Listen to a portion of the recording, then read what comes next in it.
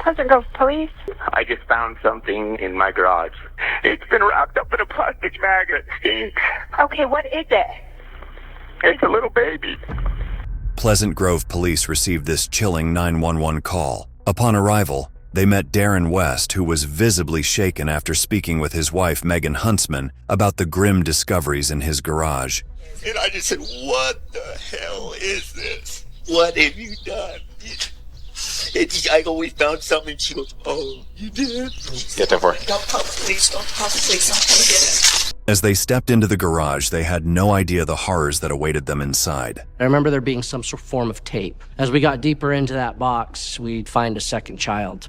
There could be more. Like I said, I can't remember a damn thing. How many do you think there would be? Holy what is going on? On April 12, 2014, Darren had just returned home after serving time in prison for drug charges, only to stumble upon a horrifying scene in his garage and made this disturbing 911 call. Pleasant Grove Police. Oh, yes, ma'am. Can I have an officer come to this address? And your name? My name's Darren West. I just found something in my garage. I think it's a miscarriage. Can you be more specific? What do you mean by a miscarriage you found? I have no idea. Just please send an officer up here. It sounds like you may need medical. It's been wrapped up in a plastic bag and it stinks. Okay, what is it? It's a little baby. When police arrived at Pleasant Grove, Utah, they saw the garage door wide open, and Darren stood outside with his family, who had come to help him move in. Just one look at him, and the officers knew they were in for something dreadful. Who lives here? That's three. 1, 2, 3? It's a double house. The basement and the upstairs are two different. My two daughters live here. See, we've been cleaning the garage. Okay. And it, got a 48-hour pass, and I have... Here. We went on home and find down and was in a halfway house. You've been cleaning out the garage. I'm trying to get, because I've been gone for so long. And Anyway, there was a box over there. It was all wrapped up. And he says, what is this? The box in question was an ordinary-looking fruit box, sitting just outside the garage, and its exterior was tightly sealed with electrical tape. Inside, they found a bag, also wrapped in layer upon layer of duct tape, as if someone desperately wanted to keep whatever was inside, hidden forever. When the investigators finally peeled it open, what they discovered would haunt them for years to come. It was the lifeless body of a fully decomposed baby. There were boxes from floor to ceiling on all three walls. There's hundreds of boxes. How are we going to get through all of these? So we contacted the medical examiner's office, and they sent out an investigator. Bewilderment, shock. I was speechless. How could you fathom something like that? The big obvious question is what is this child doing here? Who's the mother? Where did it come from? The officers quickly sealed off the scene, unsure of what had truly happened. But one thing was clear. It was now a homicide investigation. They began searching the area, moving from box to box, not knowing that what they had just uncovered was just the beginning of a much darker and more chilling story. But the question was, where was Megan? Right now, she was the only person who could hold the answers to this troubling mystery. Let's start off with, is it your wife? Where's your girlfriend? I'm still married to her, but... Okay, so legally, according to law, it's still your wife. Yes, sir. Okay, why don't you tell me what her name is? Megan Huntsman. What happened is when I went to prison, she stuck around for 2 or 3 years and she took off. But she is with a boyfriend now. Where is she? In West Valley somewhere. We just had her on the phone. She said it was his. And I just said, what the hell is this? What have you done? I always found something. She goes, oh, you did? Get that for Don't call the police. Don't call the police. I'm going to get it. So she said it was yours. Logically, is that true? I don't know, man. I never knew she was pregnant. So, for the time being, the officers focused on Megan to understand about the unfolding events. Are you able to help us understand what's going on here? It was a miscarriage. It was like 9 years ago when we first left. And how far into your pregnancy were you? Like 7 How soon can you come down here? Our detectives need to ask you some follow-up questions so that we can, rule out any kind of foul play. Okay, there was no foul play. Okay, listen to me. I need you to stay at your residence. We're going to have a West Valley City officer come pick you up. It wasn't just Darren who was disturbed. The neighbors had also noticed a strange, foul smell coming from the garage. As more officers arrived at the scene, they were tasked with meticulously searching every inch of the property of what was quickly becoming known as the House of Horror. Meanwhile, Megan was brought in for questioning by Detective Beckstrom. His first goal was to understand why she had hidden the baby, instead of reporting it to the authorities or seeking medical help. However, in a few moments, the story took a turn more twisted than ever. Well, you know why we're here, what we're here to talk about. Just start at the beginning and tell me what happened. Well, we were doing drugs a lot. That's what he was in prison for. I got pregnant right before he left, and I really didn't know because I thought it was just stress and stuff. And he went to prison in 2006. Yeah, How far along were you when he for a went? couple months.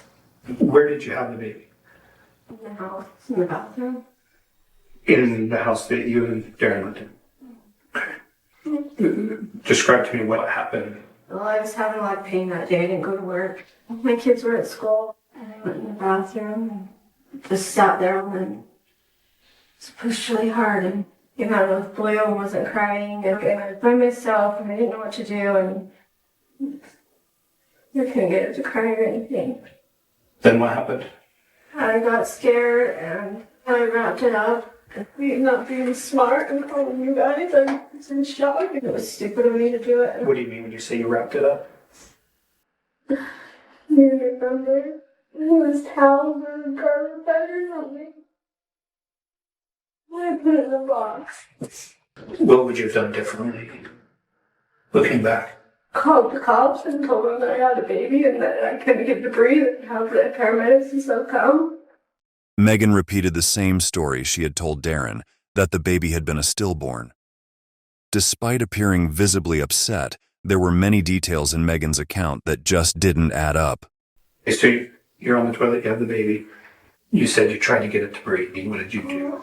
Well, I tried just to clean his mouth out and stuff, and I couldn't get a response at all. Okay. I couldn't feel a heartbeat or anything. Okay. So you clean the baby's mouth out, try to get it to breathe, and then what? I passed out for a little bit. I think I lost a lot of blood. And then I just remember my kids got home from school and I just told them I wasn't feeling them. And then I cleaned myself up and I went and got a box. And then, as far as you know, unless someone else moved it, the baby's been in the box in the garage since that first year that Darren went to prison. Okay. We clean that garage every year, so. Were you worried somebody else would find it when you guys were cleaning the garage? Yeah. And so what would you do to make sure that didn't happen? I just kind of slide it and like sweep around, and then set stuff on it and, well, they knew that part was already clean and stuff. Megan's story seemed like a justification. With her husband gone to prison, she was left overwhelmed with stress and was deeply influenced by drugs which clouded her state of mind. But the more the detective spoke with her, the more their doubts grew. Because I was so scared, I don't know what I was thinking. I have no idea. Do you remember if the baby was a boy or a girl? So, did anyone else know that you were pregnant? I don't show at all. Did you tell Darren? No, I never. Okay. Had you ever had any stillborn babies prior to that? Miscarriages. And on these miscarriages, did they all happen at home? What happened at home? All right. Is there anything else that you think I should have asked you that I haven't asked you? I don't think so. Is there anything else that you want me to know? No. And we really want the right thing for this baby. Proper burial and closure for you and for your family. Your husband went to prison, you're raising the kids on your own, and you're overwhelmed. And I can understand that. I mean, Darren just found out that he had another kid that he didn't know about. So, I totally understand that. what do you think proper closure looks like? Anything else? Me going to jail. Well, it's clear that we think you should go to jail for this, that you recognize you've done something wrong. We haven't made any decisions like that. We're still just trying to put the story together at this point. What struck as odd was Megan's fear of going to jail if the baby was truly a stillborn. If no crime had been committed, aside from the unlawful disposal of the body, why did she carry such a heavy guilt? There was something deeper she wasn't saying, and the detective could feel it. Meanwhile, at the house, the officers pressed on with their search, which led them to another suspicious box. Inside, they uncovered a deeply disturbing scene. That was just the start. I remember there being some sort of form of tape over it, and then as we opened it up, there's heavy padding and packaging, more plastic wrap. As we got deeper into that box, we did ultimately find a second child. I felt angry, and I remember thinking, what in the actual hell is going on? Each box they opened carried an overpowering stench, with a strange liquid seeping through the bottom of the bags inside. The officers immediately reported it to Detective Beckstrom, who confronted Megan in hopes to get answers. But nothing could have prepared him for her response. We have investigators in the house right now. They found a second baby. Will you please tell me about that? Hey, there's more. Hey, I'm sorry. I have hit every one of them, and he had to have known I was pregnant through most of them. There's others? How many? I'm not even sure. I was on so many drugs and stuff during it all, I can't even remember. When? All through the years. Megan had a long history of drug abuse, particularly methamphetamine, and was known to drink heavily as well. These addictions had ruined her ability to make rational decisions, but they were no excuse for taking a life. Despite her claims it was clear she was still hiding something, a truth so gruesome which would shake everyone to the core. And if it's easier for you to remember, if we want to start after you had your first child, when you had the first miscarriage. One, right after we moved in, I can't even remember. I remember when I had in the tub. They were all stillborn. Every one of them. Were they full term? No, I don't think. Okay, so how many do you think will we find in the garage? 4. Did you put all 4 in the garage? Yeah. Did you keep them in the same place in the garage? What did you? It was covered. Okay, and so all 4 boxes are in the same place? Okay, well, I just want to be able to relay to the detectives what they're going to find. And so all 4 Yes. are in the Yes. cabinet in the garage. Yes. Why didn't you call for help? I'm afraid of people know I'm pregnant. I mean, this is Utah. It's not common for people to have a lot of kids. Oh, I'm because I trying- was young. Because I was so young. Several years later, though, when this happened, I mean, you're not so young. I know. But like I said, the drugs, they mess with you. Bad. So you're telling me that because you were on drugs, you weren't making good decisions? Yeah, exactly. Does it feel better to tell the truth? Yeah. All right. Okay, just a minute. After hearing that more bodies were hidden in the garage, Detective Beckstrom quickly contacted the officers on the scene. Over 20 to 30 officers combed through every inch of the house, searching for hours. And while the investigation continued, so did the interrogation. You know, we've talked about a lot. I don't know yet. We haven't made those decisions because we're doing the search warrant still. And because of the seriousness of this, they are also going to obtain a search warrant for your house in West Valley. Is there anything at that house that we need to know about before we go up there? For me, no. All that's up there is my clothes. Okay. So you have the babies been in the garage the whole time? I never moved them or anything. But yeah, they've been in the garage the whole time. So Yeah. we're talking 8 years ago. Yes. I mean, you told me earlier that you put the boxes with the babies in them in the cabinet. Yeah. Did you ever take them out of that cabinet? No. I imagine in the last 9 years, stuff's been in and out of that car? I think so, because I was just there a month or so ago getting my bed and stuff out of there, and I seen it sitting there. Right. And so did anyone in the world know that the baby was in the garage? Okay. So, Well, they're saying one of the boxes was on a stack of shelves next to the cabinet. Why would it be there? unless I moved it or something, but it's not thinking. Do you know when that might have been? Before I left, I did. I mean, I haven't been in that house. I've only once since I moved out.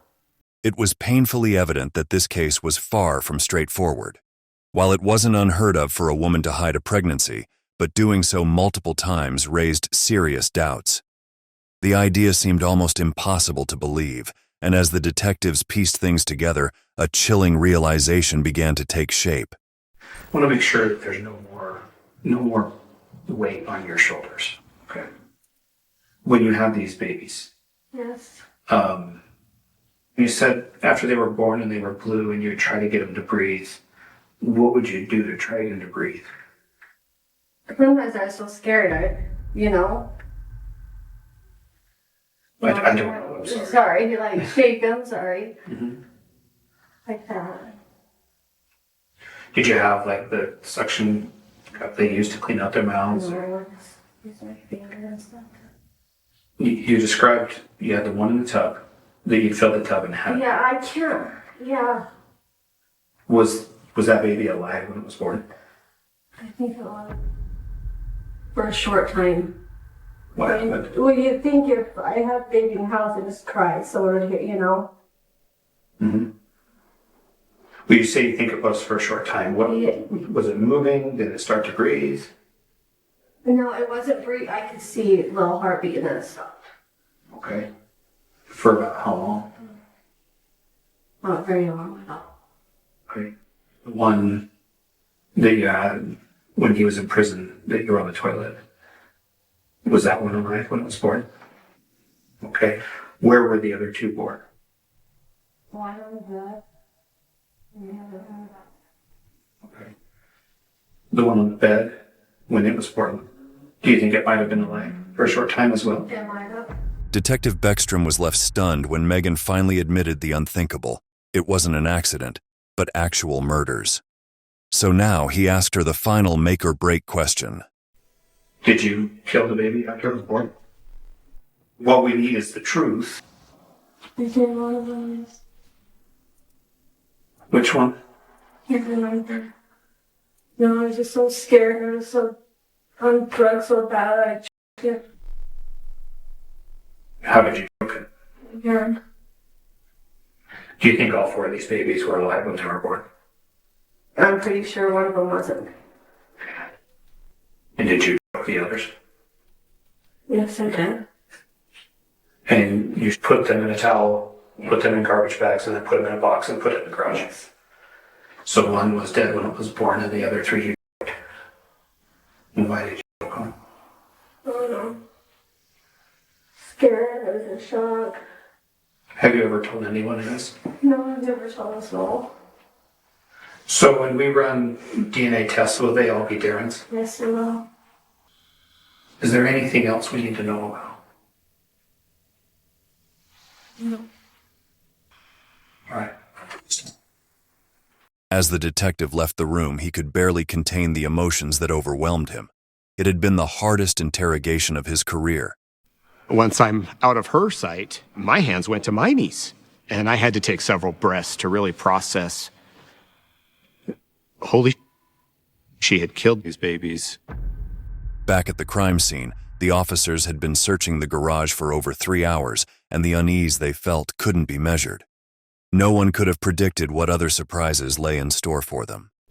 This was probably one of the longest days in my career. It was emotionally straining, physically exhausting, and the feeling in the air was dread, but also determination to find out what in the hell actually had happened.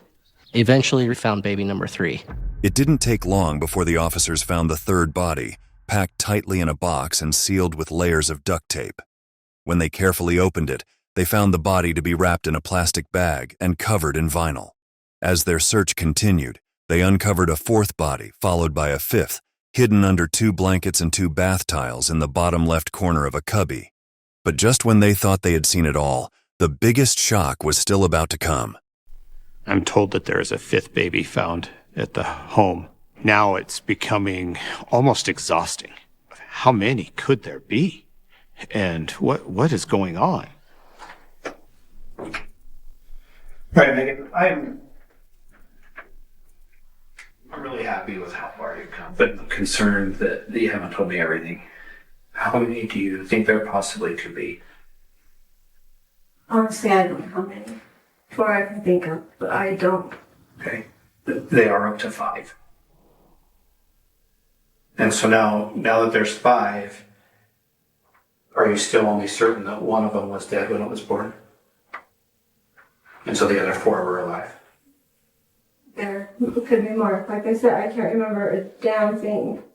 How many do you think there would be? I'd say 8 or 9. When they're done searching the garage, they are going to search the rest of the house. Will they find any more? No. Okay. So there could be 8 or 9? Yeah, there could be. But I know there's no more than that. And I know there's none in the house. I mean, you'd smell them if they were in the house. Right. Did the smell from the garage ever come in the house? No. It would just be out in the garage? People said it was some smell, you know, like in the heat of the summer. We had cats and stuff, and, you know, and I think it was always just blamed on that. Did you just leave it open? Mm-hmm. And you're saying Darren never knew? No, and I told you, only me. I've kept this to myself for 18 years. So I'm the only person that you've ever told? Yes. The numbers kept growing, but the officers knew they had to proceed with caution. The line of questioning soon shifted, as Detective Beckstrom began to consider Darren's possible involvement, due to something Megan had said earlier during the interrogation that had caught his attention. When I talked to you earlier, you mentioned that Darren should have known. What do you mean by that? Did you tell her? No. I don't know why. I think my mind was just so out of it, you know? All I focused on was the next fix. But how can you not know? How can you sleep with someone every night and not know that? When we're talking about Darren knowing that you were pregnant because he's in your bed, those are miscarriages. And so did you just tell him that you miscarried? Yeah. Okay. And so when you told him that it was a miscarriage, he never asked what you did with the miscarriage? Okay. It was hard to believe that Darren had simply stumbled upon the body in his garage without any clue where it could have come from. Could he have known more than he was letting on? Meanwhile, back at the crime scene, officers made another grim discovery: the 6th and 7th bodies wrapped in sweaters and stuffed into a box inside a cabinet. It was a moment that left everyone reeling, but they still pressed on to determine if there were more than 7. They even searched Megan's former home in West Valley, leaving no stone unturned. While they found no additional bodies, they did uncover Xanax, marijuana, and drug paraphernalia, painting a bleak picture of her life. Megan Huntsman was arrested and booked into the Utah County Jail on 6 counts of murder. However, the case was far from complete. Still, there were pieces of the puzzle that didn't quite fit, and to fill in the gaps, investigators brought Darren in for questioning. I'm Detective Dan Beckstrom. I'm still trying to talk to everybody, make sure I know that it's been a horrible day for a lot of you. So you're not in trouble right now. I'm just trying to understand everything that's happened. So she's saying that baby was a miscarriage after he went in prison. That's what she told me. Is that what she's still saying? Yes. We did get a search warrant in the house, and there's more than one. And so, how many times was your wife pregnant? I have 3 daughters, and I know one other time that she had a miscarriage. I never even knew she was pregnant with 2 of my daughters until she was like 4 or 5 months along. And then she told me, you know. Mm-hmm. I don't know, sir. There's... How many was there? There was 7. You were kidding me. I'm not. She said that the first one was shortly after you moved into the house. Oh my God. And that the last one, she was pregnant by you before you went to prison. Wait, so she says they're all mine? That's what she says. And that's why I'm glad you're here, because I would have thought that if she was pregnant 7 times in the 10-year period that you lived in that house, that surely you would have known. Holy. Darren was visibly shaken by the disturbing revelations. He buried his face in his hands and began to sob as the weight of the situation hit him hard. But despite his tears, there was more he needed to explain. You said you knew that she was pregnant once. Are you talking about one other time than the miscarriage, or are you talking about something else? That's the only time I know. I was so messed up on freaking drugs, and I don't know what was going on. I can tell that you know about more than what you're telling me. Megan hid pregnancies from everybody until shortly before she had kids. But you're saying that she told you when she was 4 months along. I believe that you knew about these pregnancies. I swear to God, I never knew about all these pregnancies. What's happened here is tragic. But I don't think that you killed these babies and hid them. I think that you were married to a woman who was going to do it her way, and then you were done fighting with her, and so you allowed her to make these decisions. Is that what happened? I never would think that she would put babies in a box and freaking... So what did you think she was doing with these pregnancies? I didn't realize she was pregnant 7 freaking times. I'm a married man. You know your wife's pregnant.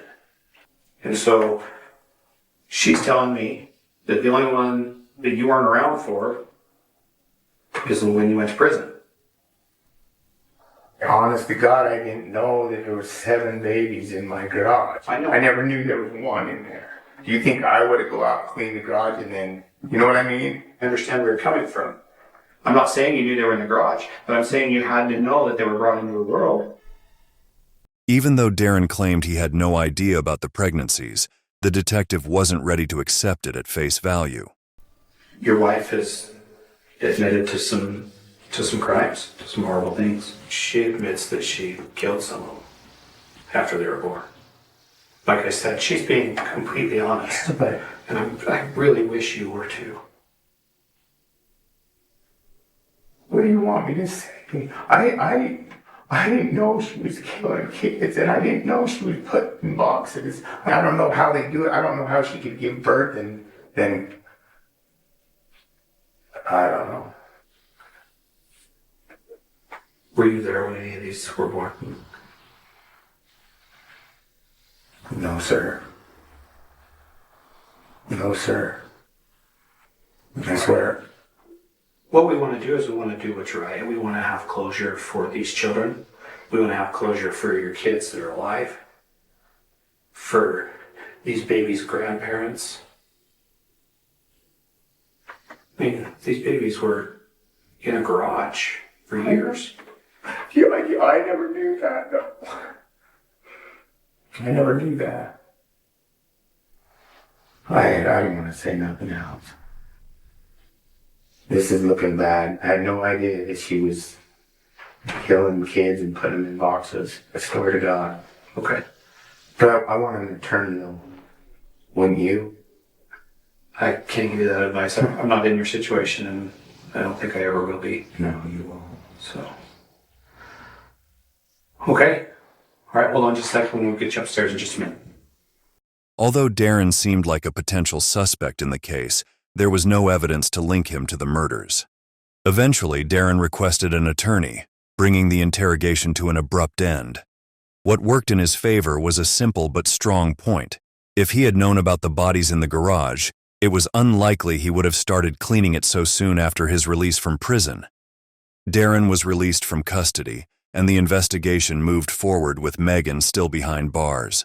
All the evidence collected from the garage, including the boxes, plastic bags, and layers of duct tape, was sent to the lab for analysis, and the results were conclusive. Every single fingerprint belonged to Megan. Not a trace of Darren's prints was found on any of the items. With this, the focus shifted to the medical examiner, where DNA testing was conducted to confirm the father of the babies. The results were as expected. Darren was the biological father of all 7 children. However, one heartbreaking fact remained clear. During their entire 10 years of living together, and even after he went to prison in 2006, Darren had no idea he had fathered 7 children. Megan had hidden everything from him and everyone else. It was now time for the final decision. Justice for 6 babies killed right after birth by their own mother as she pleads guilty to 6 counts of murder. And the judge gave her the maximum sentence that could keep her locked up for the rest of her life. On February 12, 2015, Megan was formally charged with 6 counts of first-degree murder. Having admitted to killing 6 of her children while claiming one was stillborn, she was sentenced to 6 terms of 5 years to life to be served consecutively, which meant she would spend the rest of her life in prison. The case left everyone involved deeply shaken. It was incomprehensible how a mother could commit such horrific acts. It also highlighted the devastating impact of drugs, which had completely destroyed Megan's mental health and led her down this dark and tragic path. Megan had a family that she was raising. But on the flip side of that coin, she also had 7 dead children in her garage that she had murdered. I don't know what her motive was. I don't care what her motive was. But the fact of the matter is she did it, and that was unfathomable to me. What are your thoughts on this case? Was it just drugs which led to Megan killing her children, or were there some other dark motives? How did Darren not know anything about his wife's pregnancies after living together for 10 years? We'd love to hear from you. If there's a case you'd like us to cover, don't hesitate to drop your recommendations in the comments section below. Until next time, stay safe and keep your eyes peeled for the next mystery to unfold.